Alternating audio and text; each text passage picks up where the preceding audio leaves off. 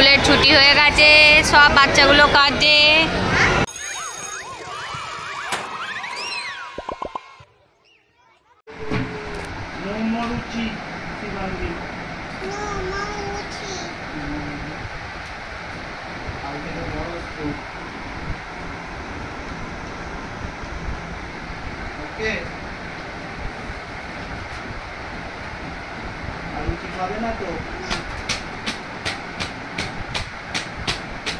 ওটা মারিস না, ভেঙে যাবে, ওরম করিস না।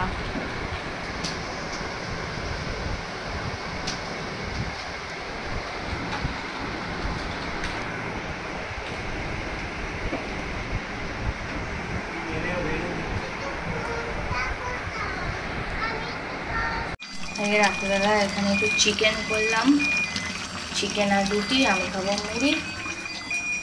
এখানে জলটা ভরছি।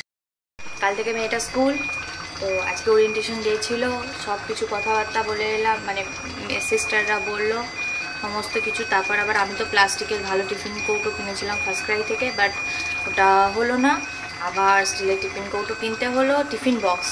তো ওটা কিনে সব ধুয়ে দিয়ে করে সমস্ত কিছু করে লেবেল করব, ওর জামা কাপড় ইস্ত্রি করবো, সমস্ত কিছু করে কালকে সকালবেলা 8টায় পাক্কা বেরিয়ে যেতে হবে আমাকে।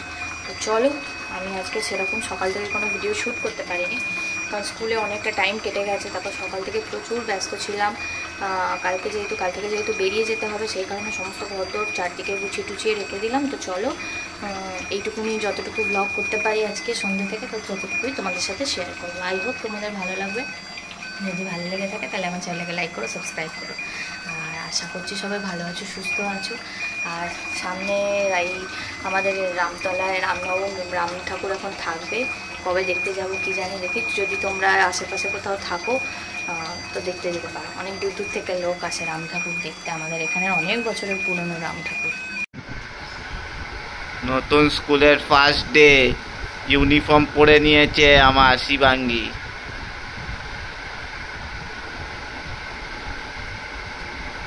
ডটার অফ ক্রস হয়ে গেল আজ থেকেও।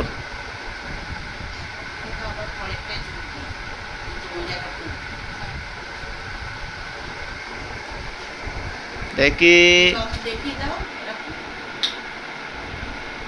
একটু আট নিয়ে নাও।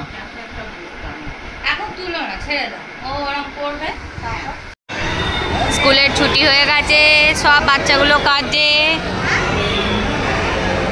আমাদের মেয়েও কাঁদছে। তুমি তো পোগোতে কাঁদবে না মা, ওই দেখো সব কাঁদছে, দেখেছো?